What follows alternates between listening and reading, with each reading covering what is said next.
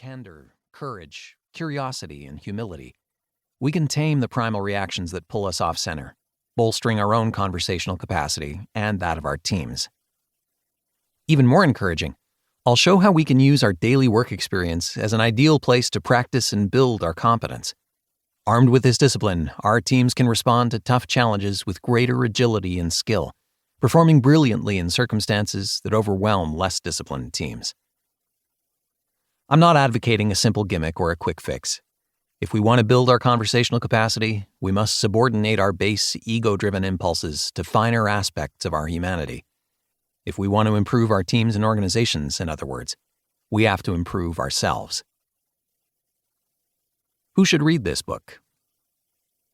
As an international consultant specializing in team and leadership development, I've spent the better part of 2 decades helping an eclectic roster of clients improve their performance by treating dialogue as a discipline.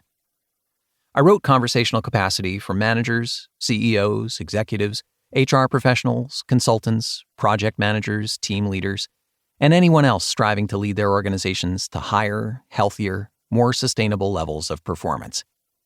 Eminently practical, the ideas have been tested and refined in a host of tough organizational settings. They work. My goal is to put the issue of conversational capacity front and center in the minds of readers, and to demonstrate that it's a decisive competence for teams, working relationships, and organizations of all kinds. This is vital because, despite its growing importance, it's not getting the attention it deserves. Standing on the shoulders of giants. To paraphrase Sir Isaac Newton, I'm standing on the shoulders of giants as I present this book. My work sits at the intersection of 2 paths of inquiry and thought. The first is the brilliant work of Chris Argyris of Harvard and the late Don Schoen of MIT.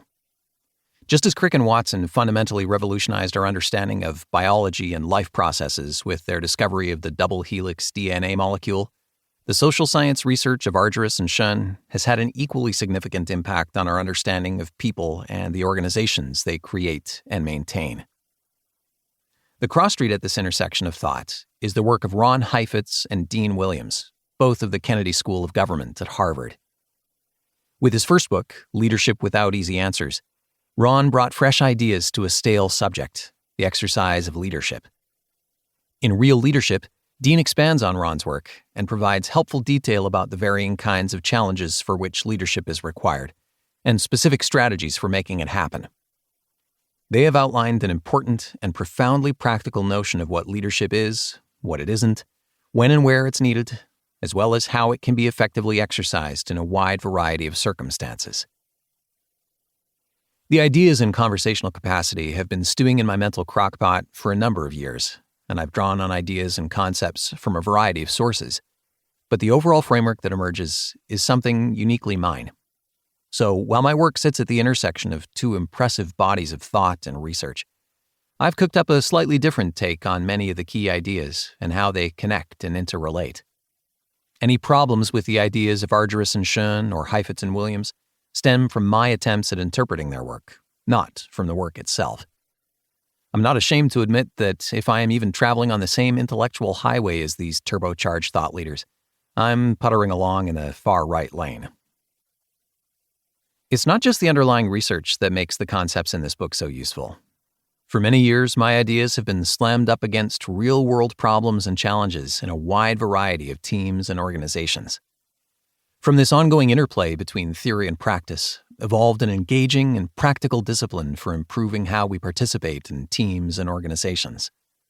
In my work with small businesses, Fortune 10 mega firms, nonprofits, government agencies, educational institutions, and the military, I've seen the damage low conversational capacity produces in a wide variety of organizational contexts.